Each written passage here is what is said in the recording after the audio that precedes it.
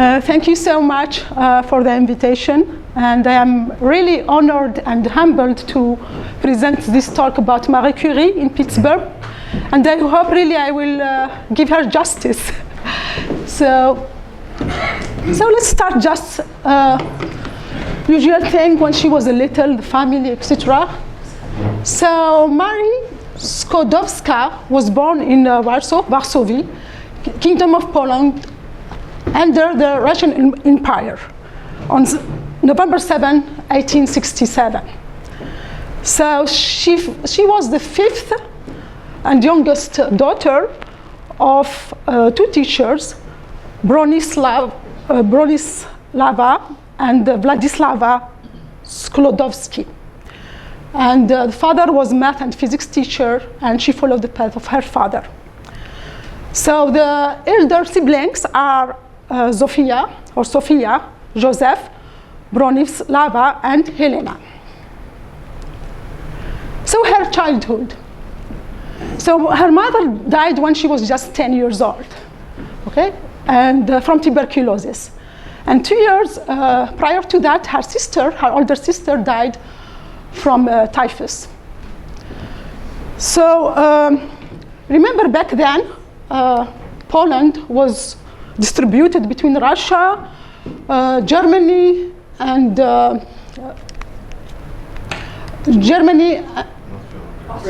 Austria. So experimental research was not allowed in schools by the Russian. So her father mainly brought the experimental apparatus from school and left them home. So Marie Curie jumped to the occasion, and she was playing with the experiment at home. So this is how her attention to experiments started. So also her father was pushed to a series of progressively lower academic posts, like degrading him, right? And the financial situation of the family deteriorated back then. So Marie, when she was 10 years old, she began attending the boarding school. Then she attended the gymnasium school, which is mainly preparatory high school for girls, from which she graduated with a gold medal at age 15, almost 16, but she was 15. So unfortunately, women were not allowed to mainly go to universities during the Russian Empire. So she went to what we call clandestine school or a flying university, where she was able to continue her studies. So again, family was running out of money. She wanted to go to La Sorbonne in France, but she couldn't. Well, there is no money, right? So what she did, she had a pact with her sister, Bronia. She told her, I'm going to work as a tutor. Then I get you the money. Bronia, you go to Paris to do your medicine studies. And in a couple of years, you can pay for me to go and study in France. So Marie then started tutoring, but she was not making a lot of money for 1 year. Then she decided to become a governess. So this is the house where she was a governess, and she was taking care of small children, or the family Zorowski. And then she was a beautiful girl, 18 years, 19, 20, right? She stayed there a couple of years.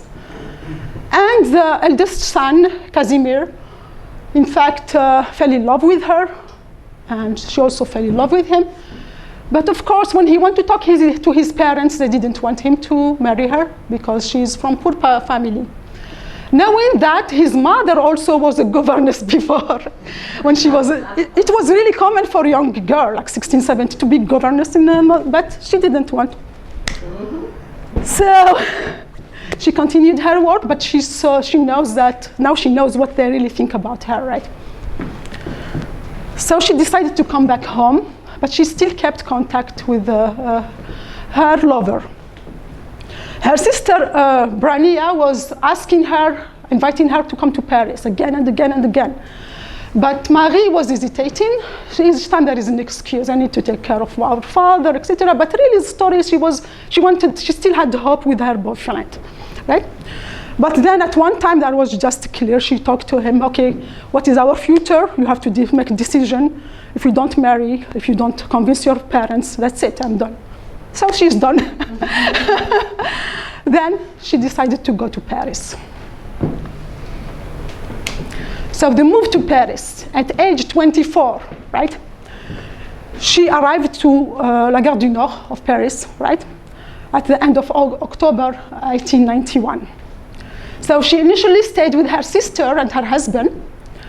And her husband mainly was in exile from Poland. He likes to party, etc. He has a lot of social events. And she was not comfortable in their house. She needs to study, right? She needs to be quiet, to stay in quiet.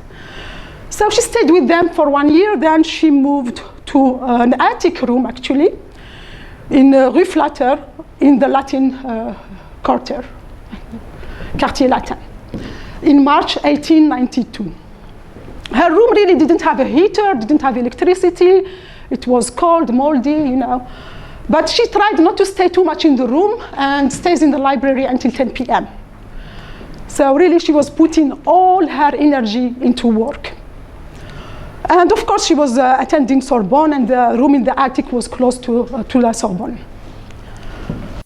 For her food, actually, she really neglected her physical. She was just eating bread and tea, drinking tea. So you can just imagine how weak she was, and she even fainted at the university. Then her sister tried to help her. Come on, you should eat something. So she also enrolled in the Faculty of Science on November 3rd, 1891, and determined to follow an education in science and become a secondary school teacher in Poland. She wanted to go back really to Poland, so she didn't want to stay in France. In fact, her name until now is Mania. So my husband is Russian and helped me. It's like, is it Mania? Mania. Like it's a little, for a little girl, Maria Mania. Then she decided to change her name to Marie to be more mainly adequate to the French society. So she graduated in physics on the top of her class,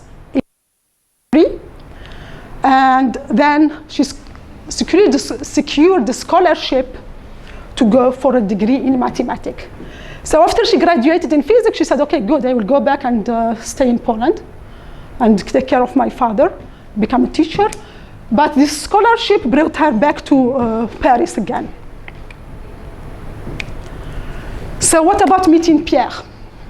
So in 1894, as she was still a student, so Marie was hired by the Society for Development of National Industry to perform the study of magnetic properties of various metals. And she needed a larger space for her experiments. So her professor back then, Joseph Kowalski, directed her to Pierre Curie, who was a teacher at school, a high school teacher, right, of physics and chemistry. So Pierre Curie didn't want to follow his graduate study back then. He was older, actually. She was 24, he was 35. And he was just happy with this teaching in high school. But he was really an excellent experimenter. All the industry was asking him to help them on building their apparatus. So when she met him, Marie Curie encouraged him to go to grad school, like to finish his doctoral. And he got it in 95, very fast, right? So the two were married in 1895 in a simple, non-religious ceremony. So what you see here is Marie with her dress. It's really dark blue, not black. And she used that dress after the wedding to do her experiments. This is just in their secondary suburb house. They like to ride bikes. So the Curie daughters. So the Curies had two daughters, Irene and Eve. And a few years after they're married, Pierre suddenly died in 1906, in fact.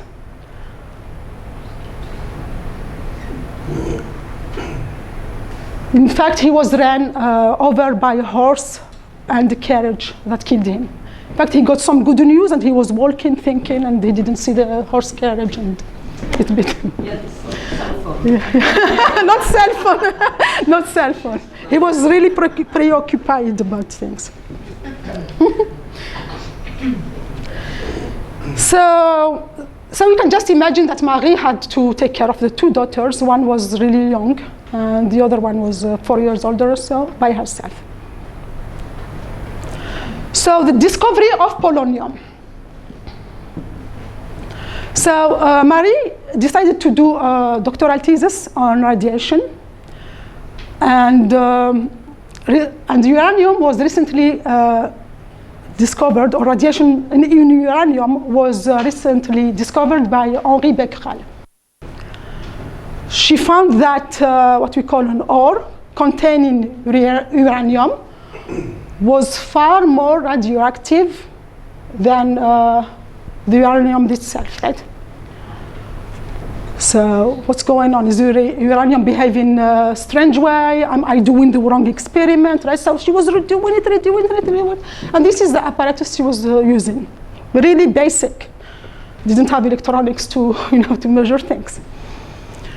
So, and since the amount of radiation that is coming was stronger than the one for uranium, different than the one from uranium, so it made sense that probably there is a new element in that rock that is giving us this radiation. And she discovered it, therefore, and she talked to Pierre, told him, what name should we call it? Should we put polonium? Because I'm from Poland, and the name came from there. Okay? And she wrote her thesis in radioactivity of this element. Then the discovery of radium came later, or around the same time, but she couldn't prove it. Right? They saw also that there is another element that really has more radiation. But if polonium was 400 times than uranium, radium was 1,000 times, right? But the problem is that it was in very tiny quantities in the sample. Okay? So no one believed her. This woman is keeping discovering elements, right? And there are really a lot of skeptical chemists. If you think the element exists, we want to see it in pure, at least in powder. We don't want to see it in the rock. So this is why you see in the movie Marie Curie, like breaking rocks, stirring a pot, right? And you see a lot of that in the movie. But she really wanted to extract radium from the rock that contained uranium initially. Okay? In fact, the ratio of uranium to radium is 1/1,000,000. Let's say you have 1 uranium, the chance to find the radium will be 1/1,000,000. So she used tons of the rocks, right, to extract only few milligrams of radium. So just a little bit, this is the deepest this is just the deepest it can get. It's history. So this looks like one of the rocks. This looks like one of the rocks that Marie was breaking, right? Pitch blende, one of the primary minerals, ores of uranium, in which Marie Curie also discovered plutonium and radium. So this picture is from Musée Curie in France. So just to understand the chain. So you will have uranium there, right? Those are the isotopes, uranium-38, uranium-34. It undergoes these decays, right, to form other elements. Thorium. Thorium also was famous back then. And beta is just an electron, right? Or alpha is just a helium nucleus, like 2 protons and 2 neutrons without considering the electrons. Okay, so uranium is not stable, so it can lose alpha, and the thorium is not stable, it can lose a beta, which is an electron, and you have the chain, tack, tack, tack, tack, tack. You get to radium. Radium is not stable at all, right? And it loses alphas, and those are charged particles. Alphas and electrons are charged particles. Then it decays again, alpha, alpha, etc. Then there is way to polonium here, but polonium has 3 isotopes, right? And here you get their lifetime as well. Polonium has really small lifetime, 138 days, right? So for Marie analyzing polonium, she has to do so fast. She is analyzing it after 3 months, it's not there. Oh, right, I need to bring more. So Pierre was bringing her more and more. So this is what we know now. They didn't have this back then, right? So it's just now us bragging because we know they exist, all those. But back then, they didn't even know that they are not spheres. They didn't know that they are protons and neutrons inside, etc., right? So this is just a history of the elements and when are discovered. So all what is in red, it was known since the ancient time. So gold, mercury, lead, etc., right? Orange is around the time, orange is later, right? Then green is our time where Marie Curie discovered her element, etc. So our elements are here. Radium, not bismuth, it moved. Oh. Polonium, it moved. Here it is. I apologize, it's the green. Polonium, and you have the uranium here. Okay, of course, and this is by date. Many elements were discovered before, some of them well known, etc. So the Nobel Prizes in 1903, in fact, Henri Becquerel and Pierre Curie were invited to get the Nobel Prize. Pierre told them no, Marie also should get it because she did the work. So in 1903, she got the Nobel Prize with her husband, and this is a copy of the award. And it's mainly about her research in radiation phenomena in general. This is in physics. Then in 1911, she won the Nobel Prize for chemistry for isolating that pure radium. In fact, since she wanted to show to the chemists that it really exists, she spent more than 4 years just breaking the rocks and analyzing and to get the few milligrams of radium. So, in fact, by 1911, she became very famous. She didn't wait for the chemistry Nobel Prize to become famous. So they opened the Radium Institute, right? And she was the director of it. And after, of course, the death of her husband, she took over his classes. She was teaching in Sorbonne. She even became the director of Sorbonne at one point. So after that, she started thinking of helping the humanity, right? She believed that radiation can be used in medicine. In fact, radiation destroys cancerous cells easier than healthy cells, right? And we know now, we see all the proton therapy in the hospital, etc. So, and she, for example, in this picture here, you see she's explaining to a group of nurses the potential benefit of radium treatment. This is in 1916. Also here she was visiting actually British soldiers in Belgium. But also she used her knowledge of the X-rays to carry this truck here or this car with the apparatus inside it to the war during the World War I, right? And these cars were called les Petites Curies, and mainly to use the X-rays to find where, for example, the bone is broken. Let's say a soldier is injured. Instead of cutting all the leg, maybe it's just the finger, right? The X-ray will tell you, and they just cut the area that is injured. So then let's come back to our subject here is the connection to America. So there was Miss Melanie, who is a journalist and editor of the Delineator magazine. So she went to France to meet with Marie Curie. Marie Curie was shy. She didn't like really the journalist, but she, as we see, there is some complicity between them. It's like she liked her. And she was talking to her. And in 1920, actually, Miss Melanie went to Marie Curie and asked her what do you do with all these royalties, like the money you get from your talks about radium? Marie Curie, I'm just rephrasing, I don't memorize the sentences, but she told her, radium is for everyone. It doesn't belong to a person. Radium is for all the humanity. It's not mine. I do not ask for royalties. But then Missy asked her, if you ask something, one thing to America, what will it be? So Marie said, well, I'm running out of radium because it's used in medicine. So I'm running out of it in my lab. I would really like to get 1 gram of radium from the Americans. So Missy made a deal. I told her, okay, we'll do that, but you have to come to America, right? And you will let me write a book about your visit to America. Great. And here is the book. Later, of course, not. So Marie in America. So Missy was able to gather more than $100,000. Back then, it's a lot. It's like $1.5 million now from the women of America. In fact, back then, radium was even more expensive than diamond, 10 times more expensive than diamonds.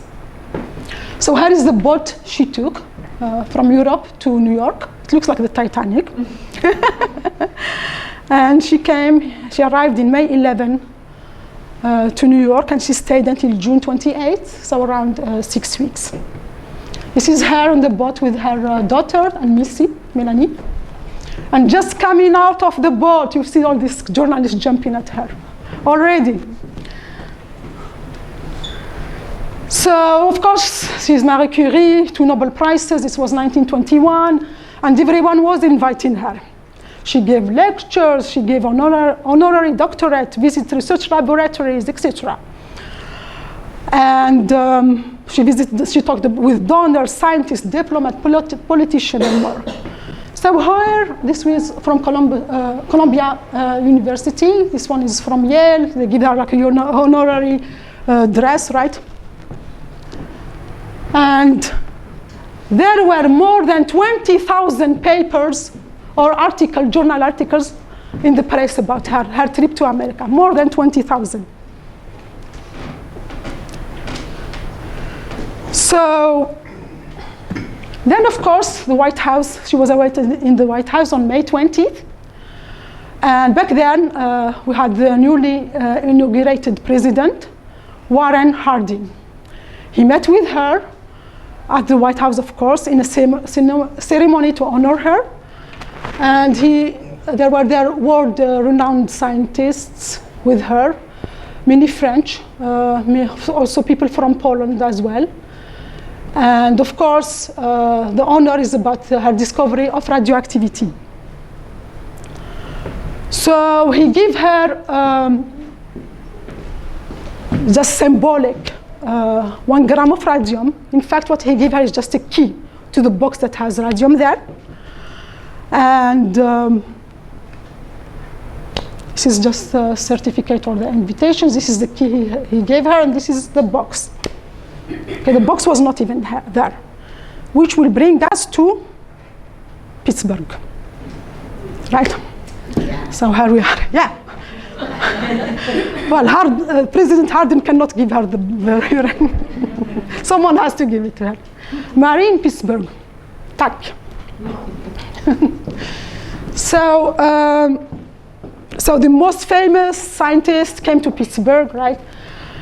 And mainly, it's the first time, she came twice to the US actually, but only once to Western Pennsylvania, which is this time, 1921.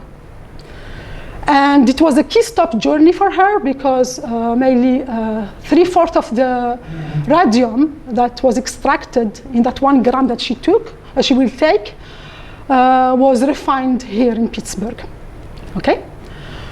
So, in fact, the radium itself was extracted from a rock called carnonite that is mined in Colorado. Colorado mines brought to Pittsburgh, and we have the refineries here. We had. Where did she stay? So she stayed in Sewickley during her stay here. This is a postcard, And they made a mistake. I noticed when I was doing my research, there are a lot of typos in the in the documents back there, but it's fine. So it's a nice plant or a nice house back then. It doesn't exist anymore. So many buildings don't exist anymore. So university, she visited here, University of Pittsburgh, right? And I really took this from the website of Pittsburgh. So the Chancellor, John Brown, conferred upon her doctoral, they give her doctorate of law degrees on May 26, 1921. Then the former Chancellor, Holland, was involved in the fundraising, right? And chaired the Pittsburgh branch of the Marie Curie Radium Fund Committee. Then Pitt Innovation also figured prominently into the gift. And there were two Pitt alumni, Glenn Kramer and Harry Conning, who supervised the production of the radium that was handed to her. So there is also this plaque here to honor her visit to Pittsburgh. And you have it here in Allen Hall. And this is the picture of the hall around 1920. Allen Hall. Allen Hall. So Curie specifically requested to visit the Standard Chemical Labs. In fact, it's here between Forbes and Mayron. And you see the workers there, or the scientists doing their work. And this is the building itself. But of course, now it's not doing the refinery, it's not doing the work anymore. And it took millions of dollars just to make sure that it's not radioactive anymore. So then, of course, her famous trip to the Standard Chemical Company in Canonsburg, where most of the radium was refined. If you don't know what is it, because I didn't know also, so this is our triangle Pittsburgh, and this is Canonsburg here. So this is our refineries back then, and they are not here anymore. And here she was discussing with the president and one of the managers. And here she is there, checking the work at the refinery. Remember, her starting from small pot in a shed in Paris, right, with rain coming down to all this factory. It's something amazing for her. So now the 1 gram of radium. What you see here are from Musée Curie. I got them from their pictures. This is not the real one, but they were able to do the reconstitution of the sample they give her just by reading the certificate. They redid it again in our time. So it's kind of a stick of matches, like the Buchette. There are tubes, right, of glass, Turin glass, and the radium itself is not pure. It's in powder, it's mixed with powder. And it's there are 10 tubes. And they put it in a wooden box, right? And there was a metallic cylinder, then there was a lead to not let the radiation come out. And now we know that the lead was not enough to secure this. The lead thickness was not enough. And also here is the key President Harding gave her. So the question is, what did she do with that 1 gram? They give it to her to do whatever she wants. They mainly do research, right? So she continued her experiments. Then she left really certificate to her daughter, Iran, who followed her path as well. And Iran, you might know, she married Frédéric Joliot. They got a Nobel Prize together, right? And she continues her work in radioactivity, mainly. And they were the ones who discovered artificial radioactivity. So until now, what we saw is just natural, like the rock having it. But then Iran and Frédéric were able to discover the artificial radioactivity. It means you simulate it. So then the passing of Marie Curie. So she died on July 4th, 1934. And she's, or her tomb is in the Pantheon in Paris. And there are many famous people like Victor Hugo, Alexandre Dumas, Simone Weil. A lot of people are there, right? So what you see here, there are two. In the beginning, I thought this is hers. No, this is Pierre's, and this is hers. She's on top. So these are just some memorials for her. This is in Poland.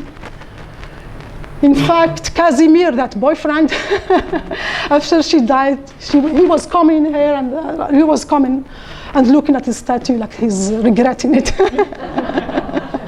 And of course, she is famous. She has this 500 or 5 francs bills, etc.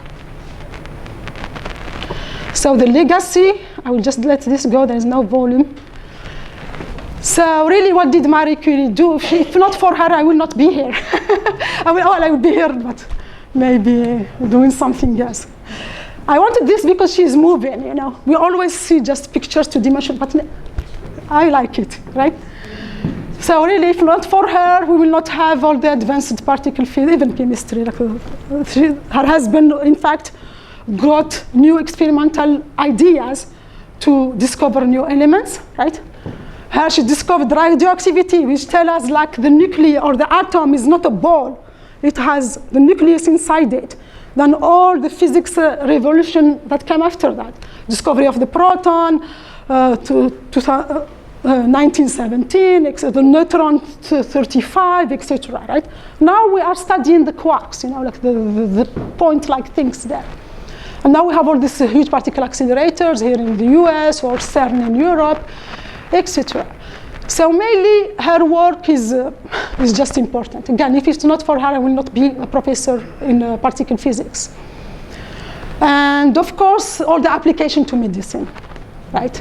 There, back then it was minimum, but now we can cure even inside the brain without even breaking the skull. You can kill a tumor just with the proton therapy things. So she is a great woman, a huge, a huge person. I hope I give her justice. I probably forgot a lot of things, but this is my first time I give a talk about Marie Curie. Thank you.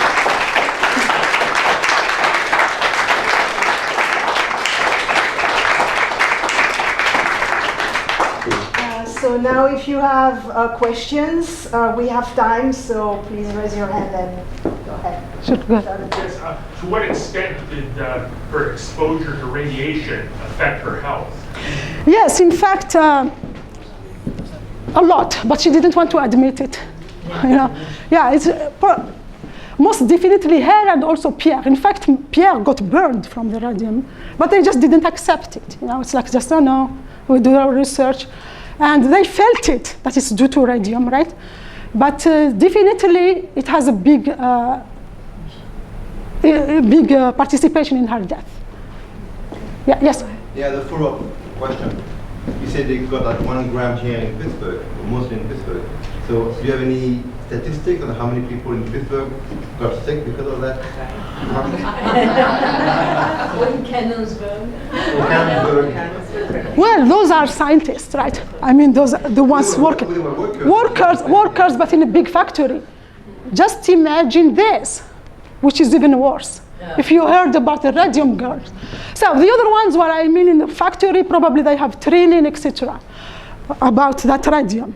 Those are other girls, like an innocent girl, 15 years old, 12 years old, who are mainly painting the hands of the clocks. They use, the paint has radium in it. They want it to be fluorescent. I think we had that at home, I'm sure. In Algeria, I had that. I was like, oh, I was a girl, I liked it. Some people still have these clocks, right? So the numbers are shiny, right? So what are they doing? They take the paint, they put it, or I mean, right? So they got really sick and. Jack? I was wondering where and when did she meet Albert Einstein? What was their interaction? Here it is. So Albert Einstein was less than her. You know, he came back. He became famous later. His Nobel Prize, I think, in 1921, right? And he mainly tried to grab things, learn from her. So he learned a lot from her. As you see here, even the families are meeting. He really was going on vacation with her, and this is their nanny. This is Albert Einstein, Marie, the sons of Albert, two boys, and this is her daughter. So they are really close to each other. But again, he tried to grab her knowledge, and he really respected her. I am just rephrasing, I'm not saying exactly what he said, but he said she's like the only really big scientist that is true to herself, and her work was not degraded in the end. No one said it's wrong, or she's just true to herself. Yes? The chemical company in Canonsburg, what is it today? Or is it defunct, or?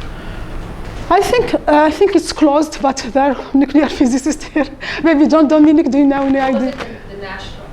Let's see. Standard chemical? Is it become Standard chemical? chemical. Let's see. I come back to it. Standard chemical. Yeah. It's not doing it anymore. Not anymore. Not there anymore.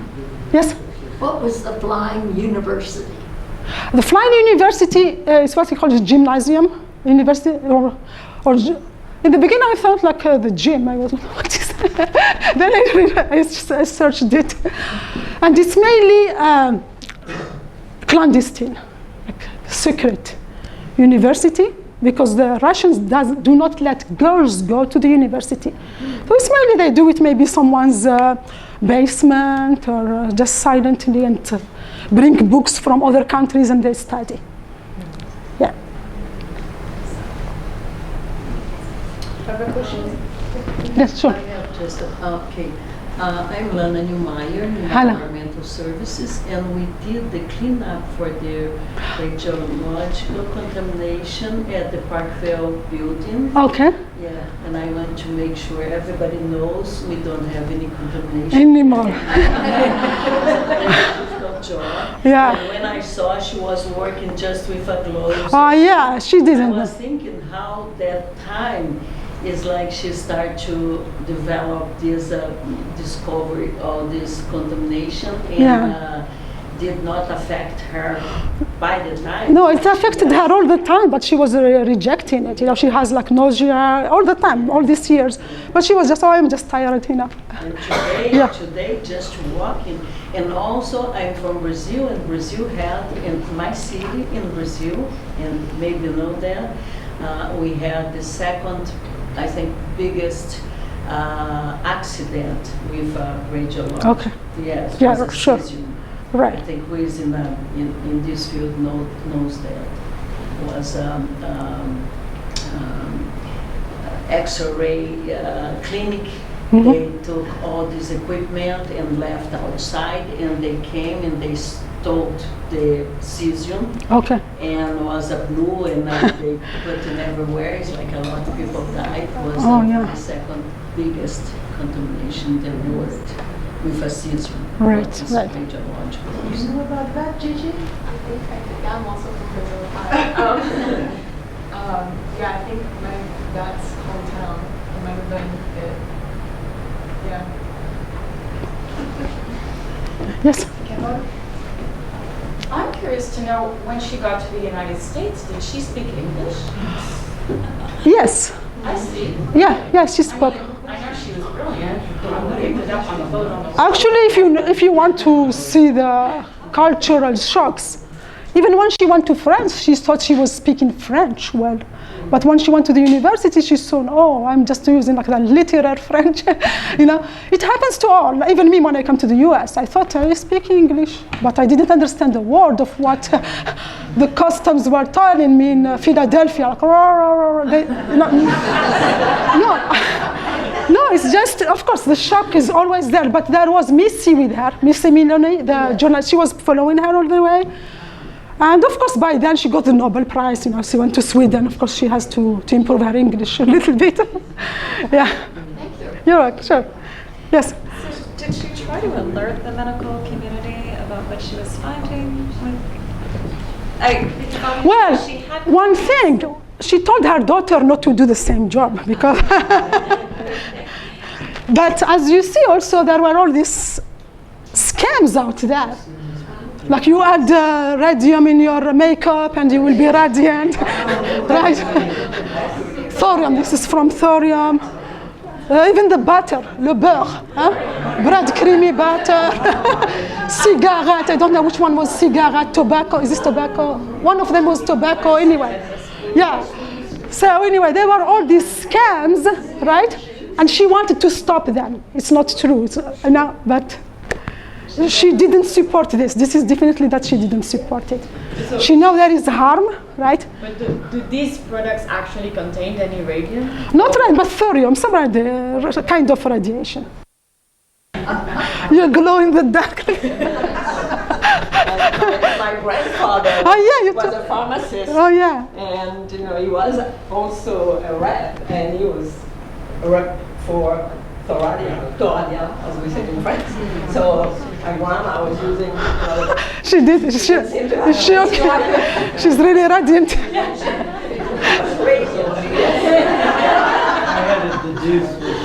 And also there was this scammer, Alfred Curie, Dr. Alfred Curie, like it doesn't even exist. They thought he's related to the family, and everyone was buying the beauty product. Yeah. D'autres questions? Oui? Sure. Did you run across any comments of extra cleaning that they had to do of her laboratory before it became a museum in Paris? Well, her daughter took it after her, right? Her daughter. Now there's a museum. There is, yeah, museum. But did they do extensive cleaning before people? You must be sure you have. Well, the worst one, she was not doing research in that shed anymore. Like she moved to the university, they have that big institute. So that shed is gone. No one. In fact, that shed was a dissection lab before she moved in. No one wanted to use it, right? So just imagine, after she left, that's it, it's gone. So that one had more radiation than anything else. Then the one at the university was controlled mainly. Yeah, of course they have to do the cleaning. Yeah. I don't have a question, but Sure. there are two quotations from her that I love.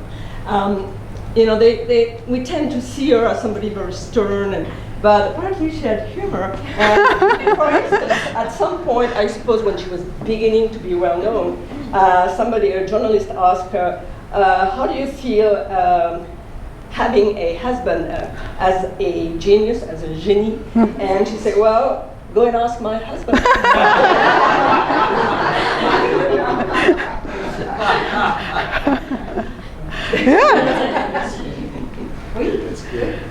Yeah. I don't have a question, I just want to share something to you. Can you go back to the picture of Alan Hall? Because I'm a graduate from Pitt. Yes. I have a physics degree from Pitt. Was this? Put out the picture Was it? the other Alan Hall was that. Yes. Well, now it's surrounded by all sorts of buildings. Okay. It's still there. It looks exactly the same, but you wouldn't recognize it because there is the School of Engineering is right across from it. There was LRCC was on the side, but now it's not there anymore. But what I wanted to share is that that's what my graduate student now. Right where the triangle, the front of it, the columns, right above the front door, that's what my graduate student. Okay. That's where the plaque is. Where is the building? The building is over there. You have to go up. Okay. Yeah. It's across. Across from the School of Engineering. Okay. So it's like right. You have to go past up. Soldiers and sailors. So soldiers and sailors. I forgot what it is. O'Hara, I think. O'Hara. That's right. Oh, yeah. So that's still there. You guys can go and check it. It looks nice. I know exactly where it is.